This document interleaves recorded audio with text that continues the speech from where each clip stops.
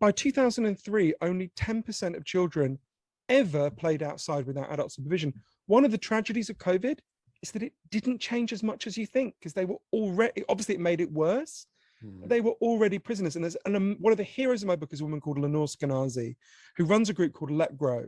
Because you can tell parents that, but you can't be the only person sending your kid out to play.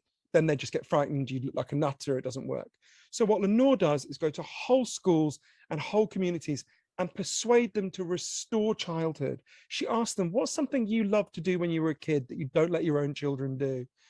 And it was one of the most moving experiences I had for the book was going to places where this program had begun. So I'll give you one example.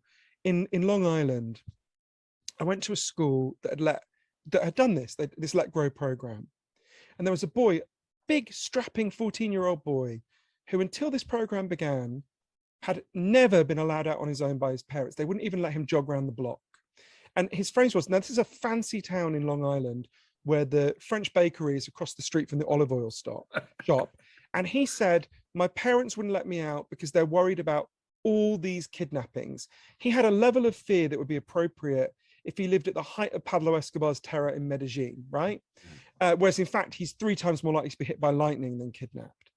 And then this program began, and him and his friends started to go out together, and they went to the woods and they built a fort with their own hands. And they went to that fort without their phones because they didn't have any reception there, and they enjoyed going there. And when I saw him talk about it, it was like watching a child come to life. You could see him become. To learn more on this, check out my book and audiobook on attention, Stolen Focus.